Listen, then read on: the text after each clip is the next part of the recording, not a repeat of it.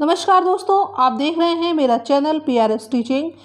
आज मैं आपको इस वीडियो के माध्यम से ब्राह्मण नकुल कथा पाठ से संबंधित अभ्यास कार्य के विषय में जानकारी प्रदान करूंगी। तो दोस्तों, वीडियो शुरू करने से पहले आप वीडियो को लाइक कर दें, शेयर कर दें और हाँ, चैनल को सब्सक्राइब ज़रूर कर दें, जिससे आपके पास मेरे वीडियोस की नोटिफिकेशन सबसे पहले पहुंचती रहे। दोस्तों, आप मुझे इंस्टाग्राम पर भी फॉलो कर लें। मेरी इंस्टाग्राम आईडी है PRS teaching_YT। तो आइए अब शुरू करते हैं इस पाठ के संबंध में जो प्रश्न उत्तर हैं, रिक्त स्थान है आदि से संबंधित महत्वपूर्ण जानकारी मैं आप तक पहुंचाती हूं। दोस्तों, इस पाठ में पहला प्रश्न है, जिन प्रश्नों के उत्तर हम आपको एक शब्द में देने हैं। तो देखते हैं पहला प्रश्न क्या है। पहला प्रश्न है, तस्य भार्या कम अजनयत। तस्य शब्द का अर्थ है उसकी, भार्या शब्द का अर्थ है पत्नी, तम कम शब्द का अर्थ है किसे, अजनयत शब्द का अर्थ है पैदा किया, अर्थात उसकी पत्नी ने किसे जन्म दिया या पैदा किया।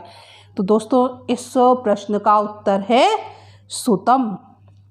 अगला प्रश्न है, परम ब्राह्मणी कस्मिन न विश्वसिते। परम शब्द का अर्थ है लेकिन, ब्राह्मणी कस्मिन किस पर, न विश्वसिते विश्वास करती थी। ब्राह्मणी को किस पर विश्वास नहीं था। इस प्रश्न का उत्तर है नकुले। अगला प्रश्न है, ब्राह्मणेन पुत्रोः कस्मात् रक्षणीयः। ब्राह्मण के द्वारा पुत्र की कस्मात् शब्द का अर्थ है किससे, रक्षणीय रक्षा करनी थी। तो ब्राह्मण के द्वारा किससे पुत्र की रक्षा की गई, नकुला। इस प्रश्न का उत्तर है नकुलात, नेवले से। अगला प्रश्न आइए देखते हैं, नकुलः कम खंडशः कृतवान। नेवले ने कम शब्द का अर्थ है किसके, खंडशः शब्द का अर्थ है टुकड़े कृतवान कर दिए। तो नेवले के टुकड़े किसने किए थे, आपको अगर आपने पाठ पढ़ा है तो आपको याद होगा। इस प्रश्न का उत्तर है कृष्ण सर्पम। नेवले ने काला जो सांप निकला था बिल से, उसके टुकड़े कर दिए थे। अंतिम प्रश्न है, कह सानंदम मातु सम्मुखम गतः। कह का शब्द का अर्थ है कौन, सानंदम आनंद पूर्वक या प्रसन्नता पूर्वक, मातुः सम्मुखम माता के सम्मुख शब्द का अर्थ है सामने, गतः गया। इस प्रश्न का उत्तर दोस्तों है नकुलः। नेवला प्रसन्न होकर माता के सामने गया। दोस्तों, जो अगला प्रश्न है इसमें भी कुछ प्रश्न पूछे गए हैं, लेकिन इन प्रश्नों का उत्तर आपको पूरे वाक्य में देना होगा। पहला प्रश्न है, नकुली कम प्रसूय मृता। नकुली कम किसको, प्रसूय जन्म देकर, मृता मर गई। नकुली यहाँ पर कम शब्द के स्थान पर आप नकुलम शब्द का प्रयोग कर देंगे तो इस प्रश्न का उत्तर आपको मिल जाएगा। और पूरा वाक्य इस प्रकार होगा, नकुली नकुलम प्रसूय मृता। अगला प्रश्न है, सा सुतवत्सला नकुलम कथम पुपोष।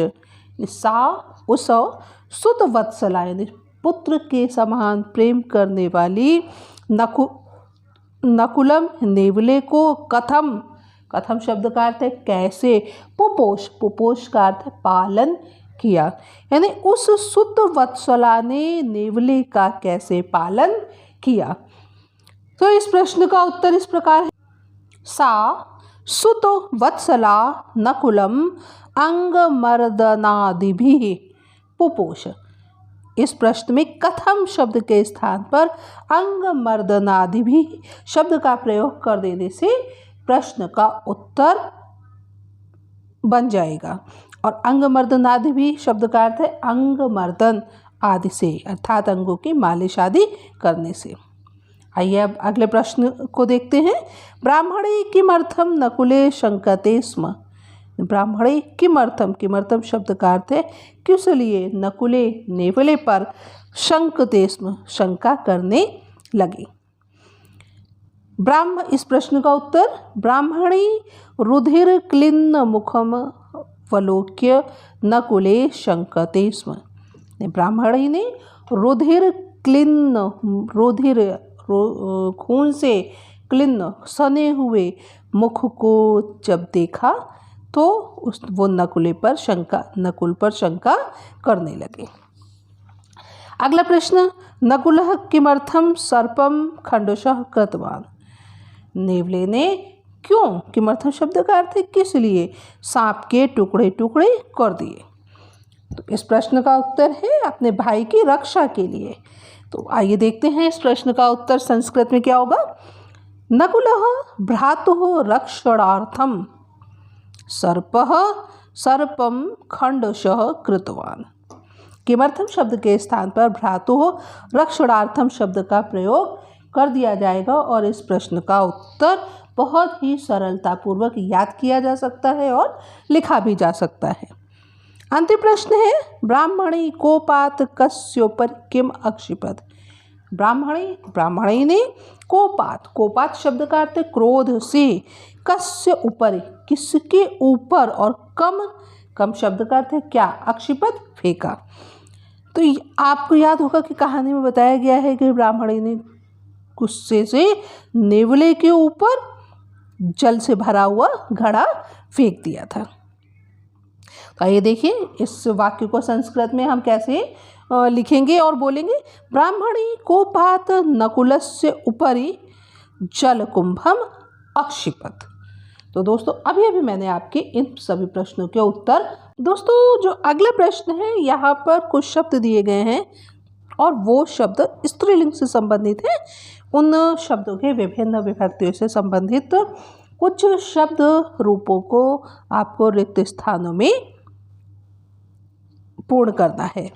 तो आइए सबसे पहला शब्द देखिए है नदी। नदी शब्द का द्विवचन का रूप यहाँ पर पूछा जा रहा है। नदी शब्द का द्विवचन का रूप होगा नद्यो। इसी तरह अगला शब्द है ब्राह्मणी। ब्राह्मणी शब्द का एक वचन और बहुवचन का रूप लिखना है आपको। तो ब्राह्मणी शब्द का एक वचन का रूप ब्राह्मणी होगा और दूसरा बहुवचन का रूप होगा ब्राह्मण्य। ये दोस्तों प्रथमा विभक्ति के रूप है। अगला शब्द है नारी। नारी शब्द का एक वचन का रूप दिया हुआ है नार्या तृतीया विभक्ति में, और द्विवचन में नारी शब्द का तृतीया विभक्ति में रूप होगा नारीभ्याम और बहुवचन में रूप होगा नारीभिः। दोस्तों अगला शब्द है पत्नी। पत्नी शब्द का भी तृतीया विभक्ति का रूप आपको लिखना है। तृतीया विभक्ति एक वचन में रूप होगा पत्न्या और बहुवचन में रूप होगा पत्नी भी। अगला शब्द है कुंती। कुंती शब्द का आपको एक वचन और द्विवचन में रूप लिखना है, लेकिन ये चतुर्थी विभक्ति से संबंधित है। तो चतुर्थी विभक्ति एक वचन में कुंती शब्द से रूप बनेगा कुंतये और द्विवचन में रूप होगा कुंतीभ्याम। अगला शब्द है भगिनी। भगिनी शब्द से तृतीया विभक्ति षष्ठी विभक्ति का रूप दिया हुआ है एक वचन का और आपको द्विवचन और बहुवचन का रूप लिखना है। तो भगिन्या शब्द से षष्ठी विभक्ति द्विवचन का रूप बनेगा भगिन्योः और बहुवचन में रूप होगा भगिनी नाम। अंतिम शब्द है माधवी। माधवी शब्द से देखिए षष्ठी विभक्ति एक वचन में रूप बन रहा है माधव्याः और जो बहुवचन है वहाँ रूप होगा माधवी राम। तो दोस्तों अभी मैंने आपको इन शब्द रूपों के विषय में जानकारी प्रदान की। आइए अब आगे बढ़ाते हैं वीडियो को और अगले प्रश्न की ओर चलते हैं, जिस प्रश्न में आपको रिक्त स्थानों में कुछ क्रियापदों को लिखना है और उन क्रियापदों की सहायता से इन रिक्त स्थानों को पूरा करना है। पहला वाक्य है जलार्थम अहम तडागे।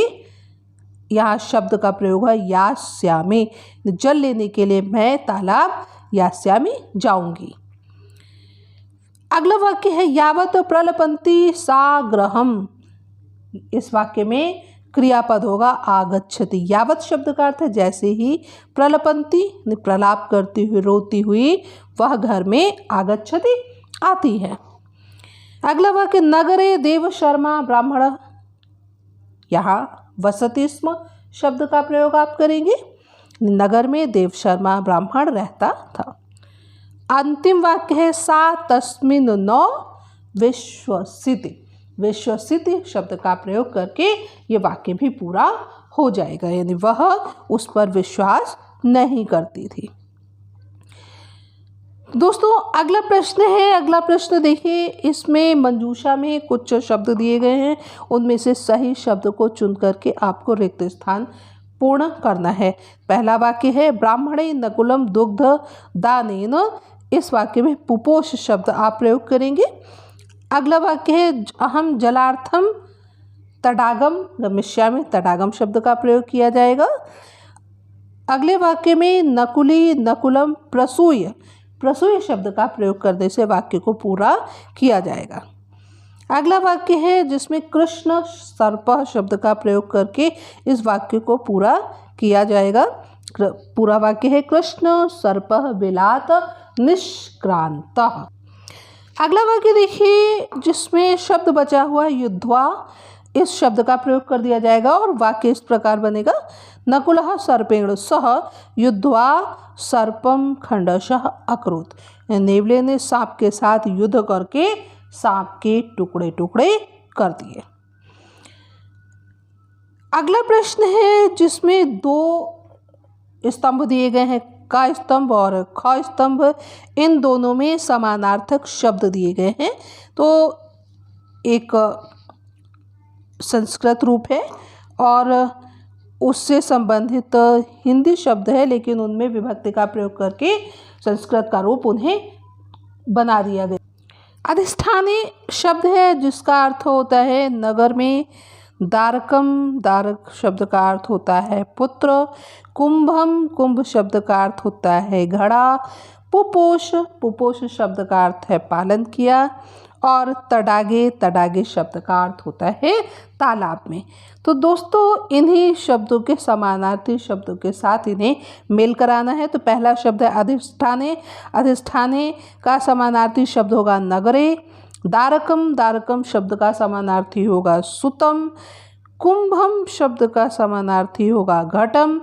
पुपोष शब्द का समानार्थी है अपालित और तडागे शब्द का समानार्थी है सरोवरे। तो दोस्तों इस तरह इस प्रश्न में समानार्थी शब्दों का मेल किया गया। आइए दोस्तों आगे बढ़ते हैं अगले प्रश्न की ओर। इस प्रश्न में कुछ शब्द दिए गए हैं जिनमें प्रत्यय का प्रयोग किया गया है। तो विभिन्न प्रत्ययों से संबंधित ये कुछ शब्द दिए गए हैं जिनमें आपको धातु अलग करनी है और प्रत्यय भी अलग लिखना है। तो आइए मैं आपको बताती हूँ कि किस शब्द में किस प्रत्यय का प्रयोग किया गया। देखिए पहला शब्द है आनेतुम। तो आनेतुम शब्द में आप ये तुम जो अंत में है इससे आप पहचान लेंगे कि शब्द में तुमुन प्रत्यय का प्रयोग किया गया है, क्योंकि तुमुन प्रत्यय में ही तुम शब्द अंत में बचता है। लेकिन यहाँ पर नी धातु है, नेतुम, नेतुम शब्द नी धातु से बना है और आ उपसर्ग है। तो इस तरह आ और नी ये धातु है और प्रत्यय है तुमन। अगला शब्द है याचितुम। याचितुम शब्द में याच धातु है और तुमुन प्रत्यय है। ताडितुम शब्द में ताड़ धातु है और तुमुन प्रत्यय है। पठितुम, पठितुम शब्द में पठ धातु है और तुमुन प्रत्यय है। अगला शब्द है मत्वा। मत्वा शब्द में मन धातु है और त्वा प्रत्यय है। मुक्त्वा, मुक्त्वा शब्द में मुच धातु है और इक्त्वा प्रत्यय है। कृत्वा, कृत्वा शब्द में कृ धातु है और इक्त्वा प्रत्यय है। अगला शब्द अवलोक्य। अवलोक्य शब्द में देखिए अव उपसर्ग है, लुक धातु है और यतो प्रत्यय है। अंतिम शब्द है विचिन्त्य। यहाँ पर वि उपसर्ग है, चिंत धातु है और यतो प्रत्यय है। तो दोस्तों इस पाठ से संबंधित मैंने आपको विभिन्न जानकारी प्रदान की है। उम्मीद है आपको ये वीडियो पसंद आया होगा। तो दोस्तों, अगर आपको मेरा ये वीडियो पसंद आया है तो जल्दी से वीडियो को लाइक कर दें, शेयर कर दें और चैनल को सब्सक्राइब करना बिल्कुल ना भूलें। दोस्तों, बेल आइकन को प्रेस कर दीजिए जिससे मेरे वीडियोस की नोटिफिकेशन आपके पास सब जल्दी से जल्दी पहुंचती रहे। और हाँ दोस्तों, एक अनुरोध आपसे और है कि आप अपना प्यार इसी तरह मुझे प्रेषित करते रहें, जिससे मुझे भी आपके लिए नए नए विषयों से संबंधित, विभिन्न बोर्डों से संबंधित, विभिन्न कक्षाओं से संबंधित वीडियोस में आपके लिए लाती रहूं। तो शीघ्र ही आपसे फिर मुलाकात होगी एक नए वीडियो में नए विषय के साथ। दोस्तों, तब तक के लिए नमस्कार।